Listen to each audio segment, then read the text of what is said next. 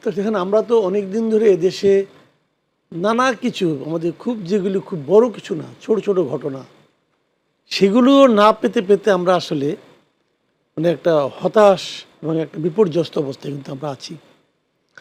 দেশে আইনের শাসন নাই বললেই চলে, দুর্নীতি বাধাহীনভাবে চলছে। প্রাতিষ্ঠানিকীকরণ হয়ে গেছে একেবারেই বলা যায়। জি, প্রচুর দুর্নীতি হচ্ছে। এর বিপরীতে আমরা গণতন্ত্র, মানুষের গণতান্ত্রিক অধিকার, সেগুলো একদম ভুলুণ্ঠিত ছিল। এরপর আমরা একটা দীর্ঘদিন পর একটা প্রকৃত বলবো আমি নির্বাচন, যেমনই হোক না কেন, একটা নির্বাচনের মাধ্যমে কিন্তু এই সরকারটা গঠিত হয়েছে। আমি মানে সরকার এখন গঠিত হয়নি, হতে যাচ্ছে। তো এই সরকারের কাছে আমাদের মানে এটা আমাদের কেবল না, সবারই, যে কোনো মানুষকে আপনি জিজ্ঞাসা করেন, তাদের প্রধান প্রত্যাশা হলো তারা এতদিন যা পাওয়ার কথা ছিল কিন্তু পায়নি, সেই জিনিসগুলো তারা পেতে চায়। যেমন ধরেন আমি ব্যক্তিগতভাবে মনে করি এই সরকারের প্রথম এবং প্রধান চ্যালেঞ্জ হবে প্রথম 1 মাসের মধ্যেই মানুষকে বুঝিয়ে দেওয়া যে তারা নতুন কিছু করতে এসেছে। তারা যদি গতানুগতিক পদ্ধতিতে মানে আগে যেভাবে চলেছে এত বছর, ধরেন আওয়ামী লীগের দুঃশাসন চলেছে, যদি ওরকম হয়, অথবা বর্তমানে যে অন্তর্বর্তীকালীন সরকার আছে তাদের মধ্যে যে গা ছাড়া মনোভাব ছিল, গা ছাড়া আচরণ ছিল, যদি সেরকম হয়, অথবা এমনকি আমি এটাও বলবো যে এর আগে বিএনপি সরকার যেমন ছিল যদি তেমনও হয়, তাহলে মানুষের প্রত্যাশা মিটবে না। মানুষ চাইবে, সময় পাল্টে গেছে। বিএনপি সর্বশেষ ক্ষমতায় ছিল আজকে থেকে 20 বছর আগে। এই 20 বছরে মানুষের চাহিদা পাল্টেছে, মানুষের চিন্তা পাল্টে গেছে। কাজেই মানুষের নতুন যে প্রজন্ম এসেছে, কিন্তু এখন এই প্রজন্মের অনেকে আছে যারা নাকি আগের সরকারকে দেখেই নাই, তাদেরও একটা মানে সম্পূর্ণ নতুন ধরনের একটা চাহিদা আছে। এই যে চাহিদাগুলো আছে, এই চাহিদাগুলো যদি এই সরকার নোটিশ করে, জাস্ট নোটিশ করে, পূরণ করতে তো সময় লাগবে। সরকার যদি তার আচরণে বোঝায় যে হ্যাঁ এগুলো আমরা ফিল করছি, আমি মনে করি সেটাই হবে সরকারের প্রাথমিক একটা সাফল্য এবং আমাদের প্রত্যাশা। আপনি আপনি যথার্থ বলেছেন। আমরা মানে একটা লক্ষণ তো আমরা ভালো লক্ষ্য করছি। যেমন তারেক রহমান সাহেব, তিনি সংসদ নেতা এবং প্রধানমন্ত্রী হতে যাচ্ছেন। আজকেই তিনি তাৎক্ষণিকভাবে একটি সিদ্ধান্ত দিয়েছেন। তিনি জামাতে ইসলামের আমির ডাক্তার শফিকুর রহমান এবং এনসিপির যে আহ্বায়ক নাহিদ ইসলামের বাসায় আগামীকাল অর্থাৎ রোববার তিনি সন্ধ্যার পরে এই দুজনের বাসায় মিষ্টি নিয়ে যাবেন। এই বিজয়ের পর প্রতিপক্ষের বাসায় মানে এই লেভেলের একজন নেতার যাওয়া, আপনি কিভাবে এটা নিশ্চয়ই যে তারা নতুন কিছু করতে এসছে তার বার্তা দিচ্ছে কিনা? দেখেন, এটা এক ধরনের সৌজন্যতা, এবং এ ধরনের সৌজন্যতাটা সারা দুনিয়াতে খুব স্বাভাবিক ঘটনা। আমাদের এখানে আমরা কখনো দেখিনি, আমাদের জন্য একটু নতুন। এতে আসলে মানে দেশ, জাতি, মানুষের প্রত্যাশা এগুলি কিছু যায় আসে না। কিন্তু যে জিনিসটা হয় যে তারেক রহমানের প্রতি মানুষের একটা মানে আমাদের এখানে যে প্রধানমন্ত্রী যে আচরণ হবে, যে চিন্তা ভাবনা হবে, সেই যে প্রচলিত একটা ধারণা, সেই ধারণার সঙ্গে এটা একটু অন্যরকম এবং এটা ইতিবাচক। আমি নিজে এতে সন্তুষ্ট, আমি মনে করি এটা উচিত। এবং আমি পাশাপাশি এটাও প্রত্যাশা করব যে এখন তো মনে করেন তারেক রহমানের ভার্চুয়ালি আমাদের মানে প্রধানমন্ত্রী হতে যাচ্ছেন, সম্ভাব্য প্রধানমন্ত্রীর কাছ থেকে এ ধরনের এই যে আচরণটা, এই আচরণটা যেন যাদের কাছে উনি যাচ্ছেন তারাও যেন এই কথাটা মাথায় রাখেন যে তাহলে তাদের কাছ থেকে আমরা দেশ কি আশা করি। দেখেন, এখানে তারেক রহমানের ব্যক্তিগত কোনো চাওয়া পাওয়ার বিষয় কিন্তু না।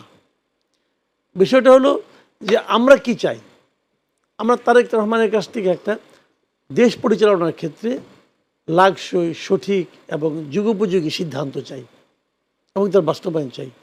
এবং পাশাপাশি শফিকুর রহমান অথবা নাহিদ ইসলাম, তাদের কাছ থেকে আমরা এই যে সিদ্ধান্তগুলো যুগোপযোগী সেগুলির ক্ষেত্রে তাদের কাছ থেকে সহযোগিতা চাই, অথবা সরকারের যে সিদ্ধান্তগুলো যুগোপযোগী নয় অথবা সমালোচনাযোগ্য অথবা এই দ্বিতীয় চিন্তা করা প্রয়োজন যে সিদ্ধান্তগুলো নিয়ে, সেগুলোর ব্যাপারে তাদের সমালোচনাটা চাই, যে আপনারা সমালোচনা করুন, সরকারের ভুলগুলি ধরিয়ে দিন, এটা আমরা চাই।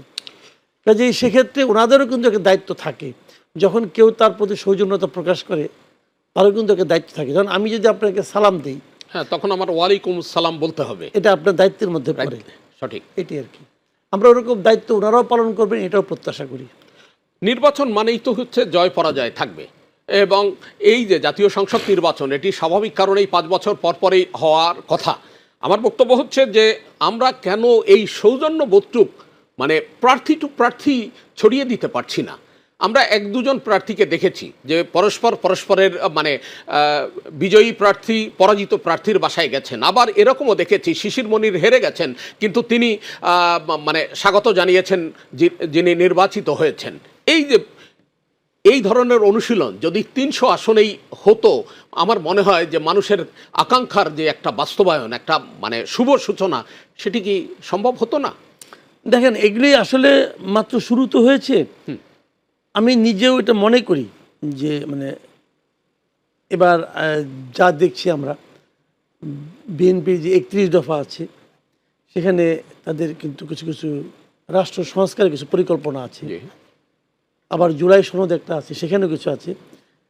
একটা বড় বিষয় হলো আপনার উচ্চকক্ষে 100 আসন দেওয়া হবে। এটা কিভাবে দেওয়া হবে, এটা কি পিআর পদ্ধতিতে হবে নাকি নিম্ন কক্ষের আনুপাতিক হারে হবে, শেষ পর্যন্ত কোনটা টিকবে আমি জানি না। এটা নিয়ে তো একটা বিরোধ আছেই। যেটাই টিকুক, আমি জামাত এবং বিএনপি উভয় দলকেই বলবো যে এই যে মানে উচ্চকক্ষে যে ইগুলো আছে, এখানে তো মনে করেন কিছু বলার আছে। আপনাদের সঙ্গে এমনও হতে পারে, আমি বলবো, আমি আশা করবো এমনও হতে পারে, ধরুন আপনাদের সঙ্গেই সে হয়তো নির্বাচন করেছে, আপনাদের বিরুদ্ধে হয়তো নির্বাচন করেছে, বাট তার পারফরমেন্স ভালো, তার যোগ্যতা আছে, সে হয়তো নির্বাচন করে আপনার প্রার্থীকে বেকায়দায় ফেলে দিয়েছিল, হয়তো সে হেরেও গেছে। সেরকম লোককে পর্যন্ত আপনারা উচ্চকক্ষের জন্য বিবেচনা করতে পারেন।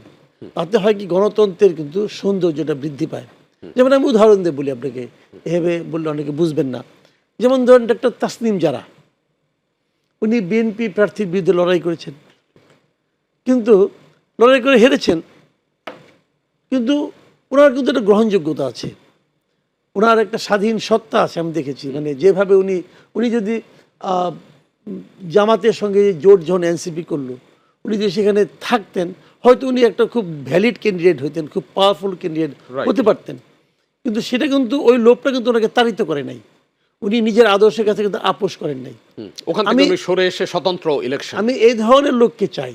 এই ধরনের লোক যদি উচ্চ কক্ষে থাকে না, তাহলে গণতন্ত্রের সৌন্দর্যটা বৃদ্ধি পাবে। কারণ সিদ্ধান্ত তো নিম্ন কক্ষই নেবে, বাট আলোচনাটা তো হবে।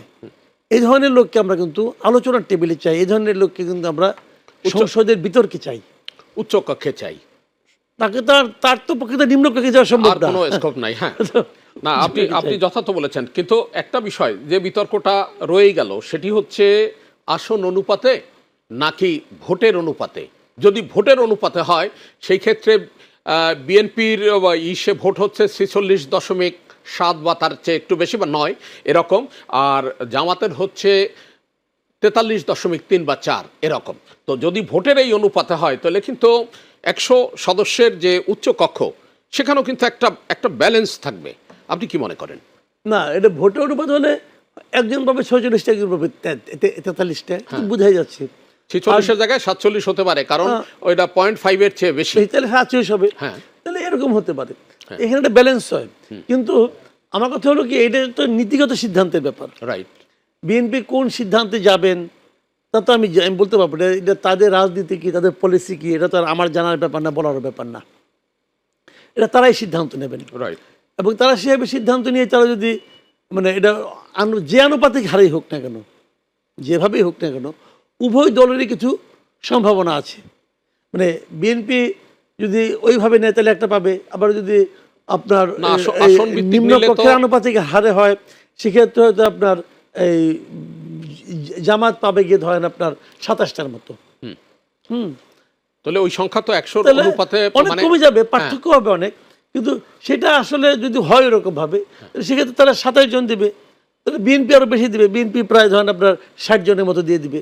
তো সেখানে বিএনপি ওটাও ঠিক করবে, ওই 60 জন আমি যেভাবে হোক সেখানেও এইভাবে যদি তারা যদি এই লোকগুলিকে নেয় এরকম বিভিন্ন, যেমন ধরুন স্পোর্টসের ক্ষেত্রে বাংলাদেশে অনেকগুলি সেক্টর আছে, স্পোর্টস থেকে একজন এক্সপার্টকে নেবে, হ্যাঁ, right. মানে আমি বলতে চাচ্ছি কি সেক্টর ওয়াইজ এমন কিছু লোককে নেবে যে নেওয়ার মাধ্যমে প্রমাণ হবে যে এরা একটা জাতীয় ঐক্যের কথা চাচ্ছে, একটা জাতীয় ঐক্য, জাতিকে ঐক্যবদ্ধ করার কিন্তু একটা বিষয় আছে, রাইট। তারা সেই ঐক্যের যে বিষয়টা সেটাকে তারা এখানে বাস্তবায়ন করতে চাচ্ছে। এই ধরনের আমি আর কিছু চাই।